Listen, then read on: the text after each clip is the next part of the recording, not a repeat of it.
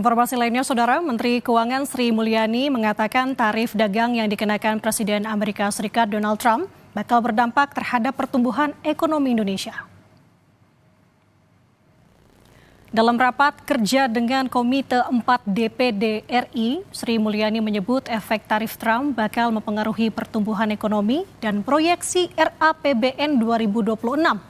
Kata Menkyu, pertumbuhan ekonomi di depan harus realistis karena kondisi ketidakpastian global masih cukup tinggi.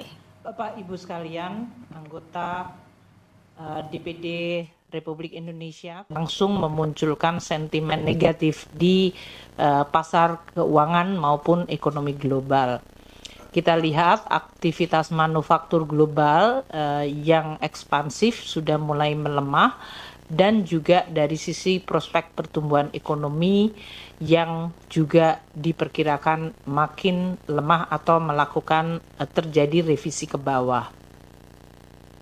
Triwulan kedua ini di Indonesia masih coba terus bertahan dari tekanan dan berbagai ketidakpastian global yang makin meningkat.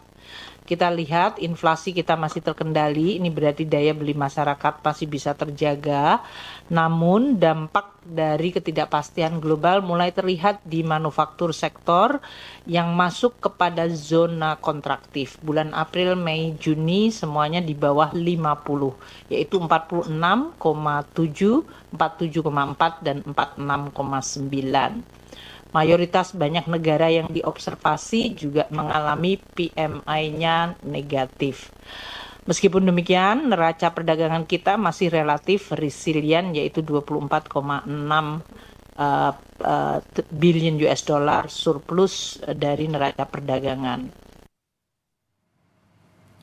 Meski diancam tambahan tarif impor 10%, Indonesia tetap konsisten akan menjadi anggota kelompok BRICS. Menurut Menteri Sekretaris Negara Prasetyo Hadi, pemerintah saat ini masih bernegosiasi dengan perwakilan Amerika Serikat melalui Menko Perekonomian Erlangga Hartarto. Menurutnya, Saudara, tidak ada kebuntuan saat negosiasi sehingga Indonesia masih mendapat beban tarif yang tak berubah saat penetapan pertama kali oleh Presiden Donald Trump. Melanjutkan upaya untuk bernegosiasi dengan pemerintah Amerika Serikat kan, berdasarkan apa yang disampaikan Presiden Trump. Di situ kan beliau memberi tenggat waktu sampai 1 Agustus. Nah, di jeda waktu ini tadi malam kami berkoordinasi juga dengan Menko Ekonomi ya, untuk kemudian melanjutkan kembali proses negosiasi. Di situ kan dibuka beberapa ruang juga. Gitu.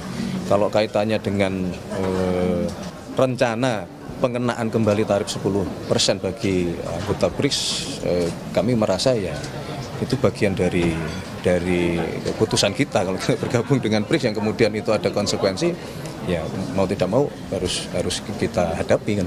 Akhirnya kan 32